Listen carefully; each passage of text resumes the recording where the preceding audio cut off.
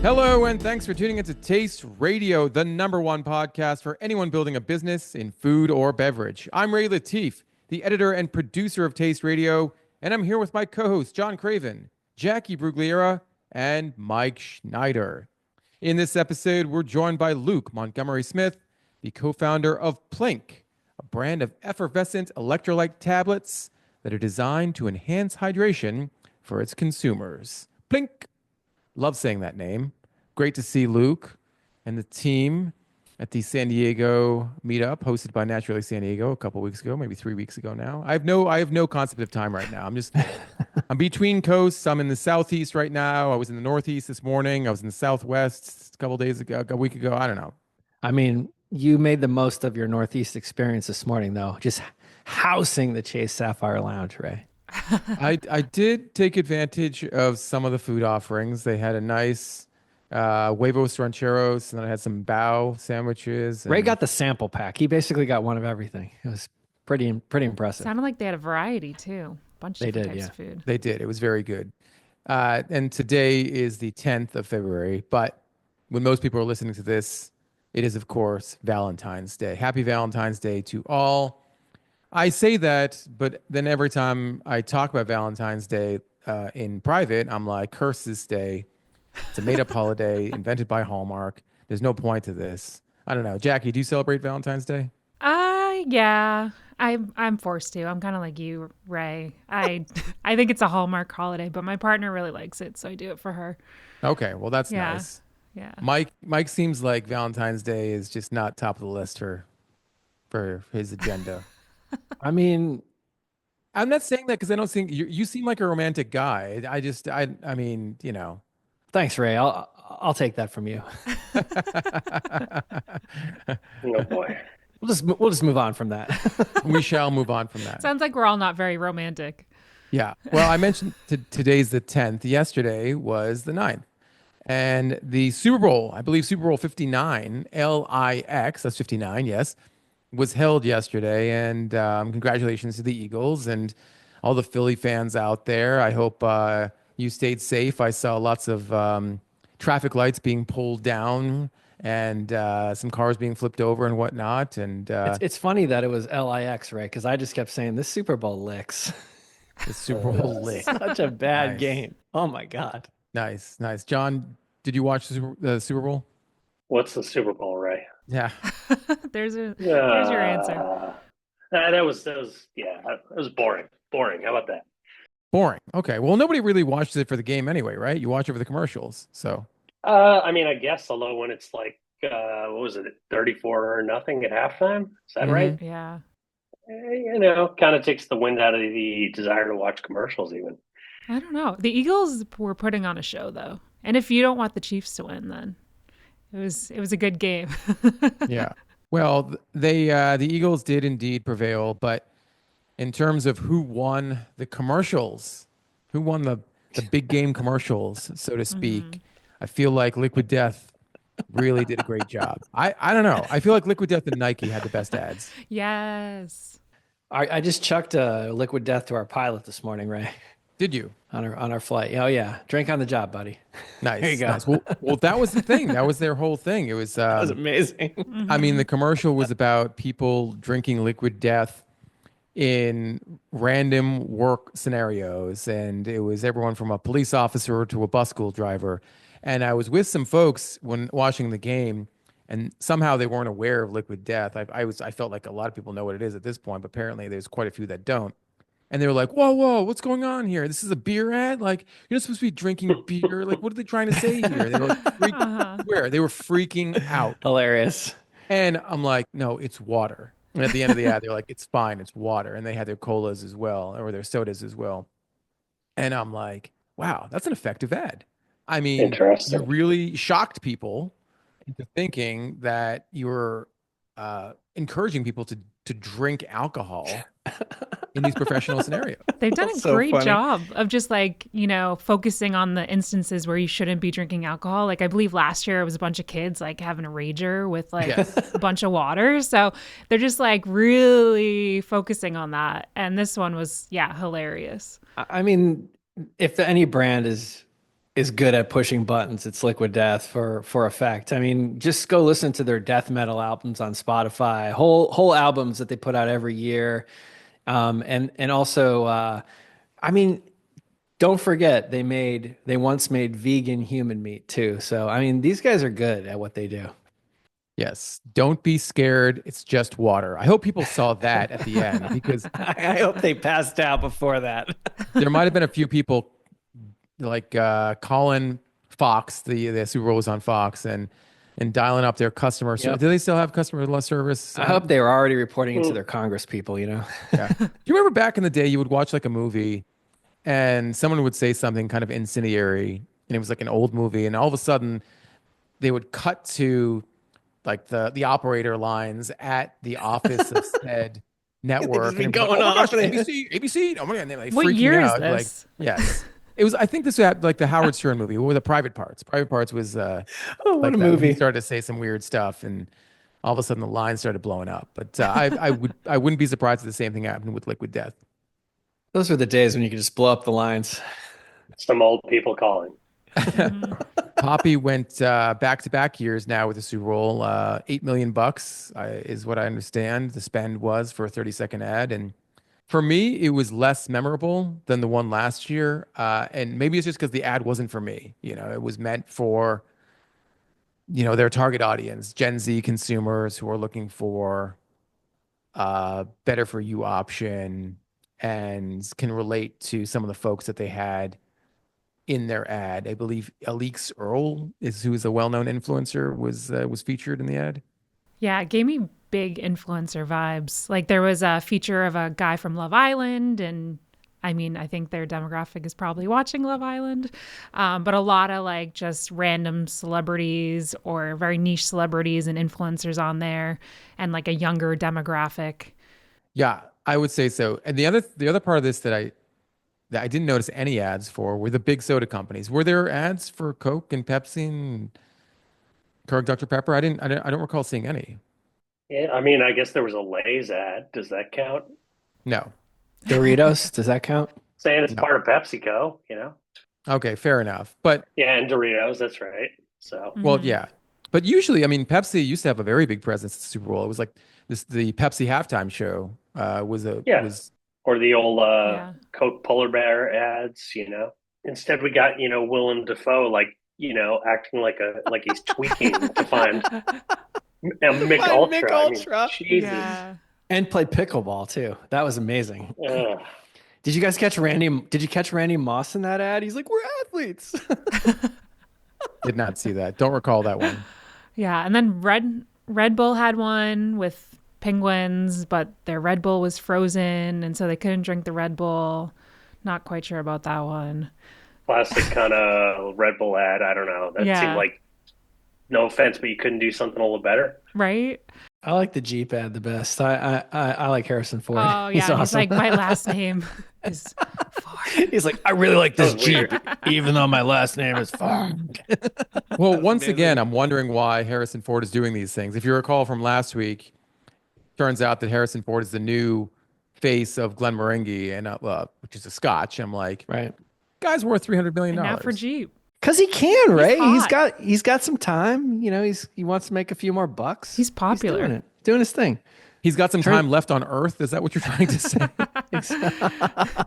Come on, that guy's He's got awesome. years to go. We found out last week that Mike likes Harrison Ford. Harrison Ford is great.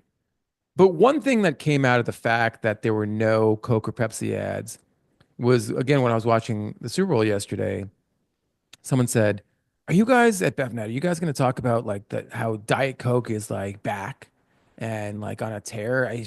They're like, everyone I know is drinking Diet Coke. And it's not just, the people that you would expect to be drinking Diet Coke, like folks in their 40s and 50s and even older than that. It's younger consumers who are drinking Diet Coke. I'm like, I don't think so.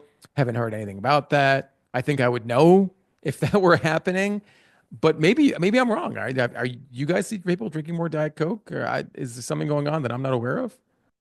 I mean, Coke Zero maybe, but I can't really say I notice people drinking more Diet Coke.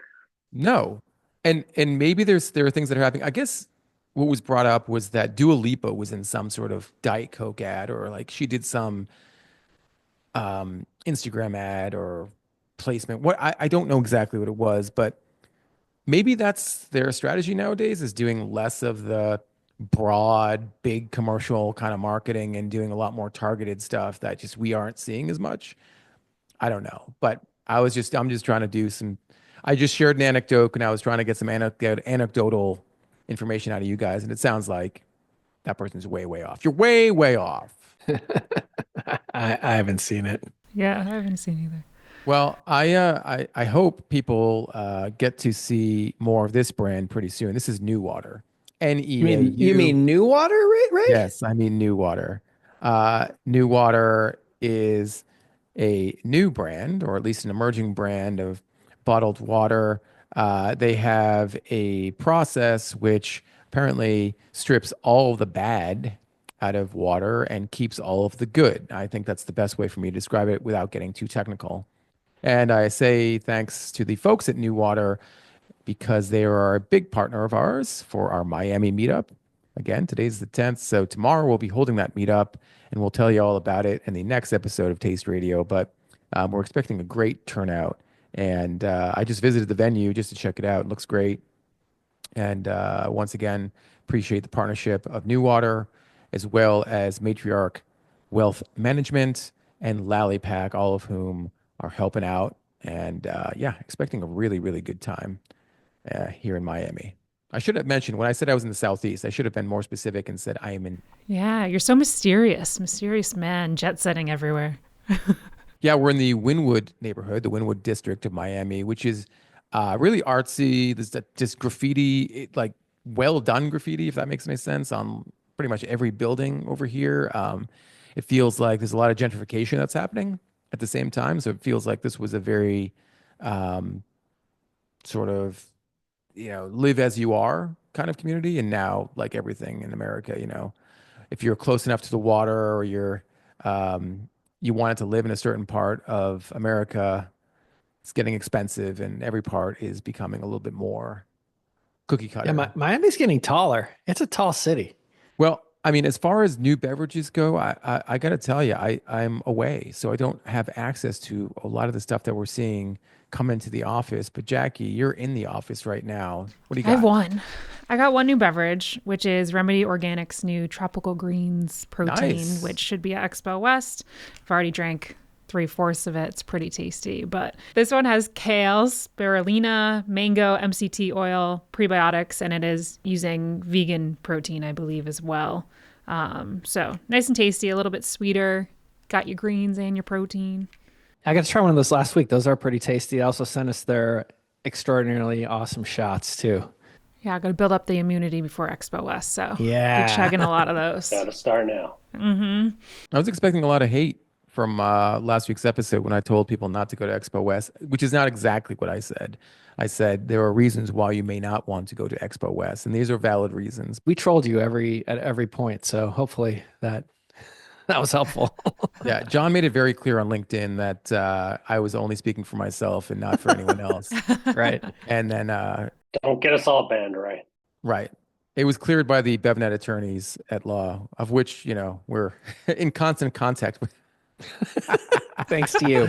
So the running joke on the podcast. Each time I say it, John gets even more frustrated by me saying it. So I'll stop. Let's All talk good. about. Can I talk about eggs for a second? Because it just reminded me a couple of years ago when I was at Expo West, I did see a brand and a product that I absolutely adored, and that was Wonder Eggs by Crafty Counter. And these are the plant-based hard-boiled eggs, and it feels like that's kind of timely for now, right? Given the egg shortages and the amount of money that it costs to get a dozen eggs. Why not go get some or taste or try out some plant-based eggs? Yeah, I mean, why not? Yeah, I found this actually funny meme where, speaking of Valentine's Day, it was like, take me somewhere expensive. And these two people are just sitting next to the egg aisle in the grocery store.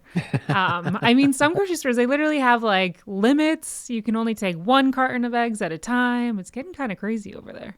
I don't know. I got a good It's like hack, toilet though. paper during the pandemic. Yeah. My personal hack is shopping at Wegmans. Shout out to Wegmans because they've got seems That like is a not a steady hack, supply. Ray. That's a tip. Okay, well, fine. It's a tip. Yeah, what's the hack here? Yeah, what's the hack? The hack is you go to Wegmans and you stock up on eggs, and they're still gonna have more tomorrow. So don't worry about that. Yeah, yeah. Because when you go to all these other grocery stores, Whole Foods, which is crazy. I was at Whole Foods a week ago, and they had a sign in the egg aisle. They had no eggs available, and there's a sign in the egg aisle that says the eggs that we're trying to source or the eggs that are available for us to source are do not meet our standards. I'm like, wow, which is kind of strange too, because I did see Vital eggs, I did see Vital Farms eggs at other grocery stores, but not at Whole Foods, which is kind of surprising. I keep also seeing Ray. I keep seeing people misuse hack, and it's like so overused now. I thought we were past that. We're going to get past it, but I just need to get this off my chest. The difference between a tip, you saying go to Wegmans and buy eggs, they're going to be there tomorrow, and a hack is the hack would be, oh, you can go through the air duct and you can Mission Impossible down and grab some eggs and get out of there and get eggs for free. It's like That's secret the hack. access. Okay, that would be a hack. It's like a cheat code. One might call me a hack host for describing my tip as a hack. How about that? You are a hack. Yes, that is another good use of hack. Okay, fair enough. I love it, Ray. Thanks. Just staying on the egg front for a second, our dear friend and colleague Marty Caballero posted this the other day, and I saw this on the news. Waffle House is actually charging a surcharge for eggs, which is kind of crazy. I mean, come on, how long is this really going to last? It's not going to last very long. So why are you charging your customers an extra 50 cents? I mean, is Waffle House really going to be long-term affected to the point where they have to, charge an extra 50 cents for eggs? Come on, that's kind of ridiculous. It's another reason to charge more, I guess. I mean, people do charge more for avocado. So it's like yet another add-on when you're figuring out your breakfast order. That is a good point. You know what? Before the proposed tariffs in this country were about to be enacted or deployed or whatever you want to call them, and they decided to wait, the U.S. government that is, I was a little concerned that the price of avocados was going to go through the roof. And I think they went through the roof preemptively because the day before the tariffs were about to take effect, and that being, I think, was it a 25 or 50% tariff on goods coming from Canada and Mexico? I believe it was 25. I don't know. It was changing day by day, wasn't it? Yeah. Yeah. The expectation was that things like avocados were going to be much pricier. And so I went to Trader Joe's, and typically I get like four organic avocados for, that's like $5. It was like $7.50 or whatever. Come on. It's like, come on. Crazy. Yeah. Crazy. Oh, how are we going to have our avocado toast? It's going to be like $40. I don't know. I saw you got some, you had some nice looking lunch on your table there when I dropped off your gear this afternoon, Mike. There's a place called Mama next door to us, Ray. We got to go there. I mean, I grabbed a squash salad because I didn't really eat anything at the Chase Sapphire Lounge this morning. What? Missed opportunity. I know. You had the bowl of huevos rancheros that looked like it was licked clean. What are you talking about? I did have a little bit of that. You blacked out.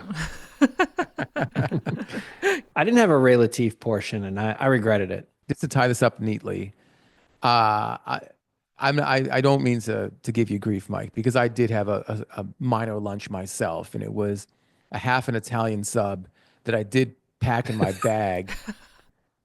Ray had a pocket sub, Jackie. He took a sub out of his pocket on the plane.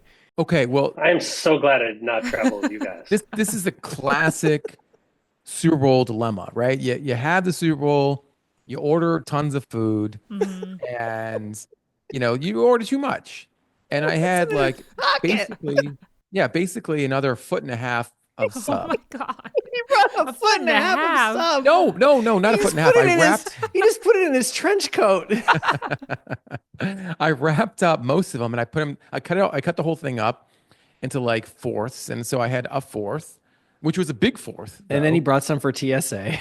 And TSA actually did look at my bag this morning, ironically.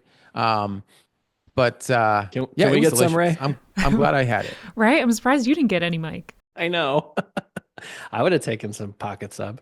Mike was in the back of the bus next to the toilet. True story. Unfortunately, I was. I sat in the restroom this time. I was in Group E, guys. I didn't even know there was a Group E. Wow. I know. They took my for bag. egregious. Mm-hmm. Yes, that's an egregious way of flying for sure. John just threw up a little bit. Anywho. Yep.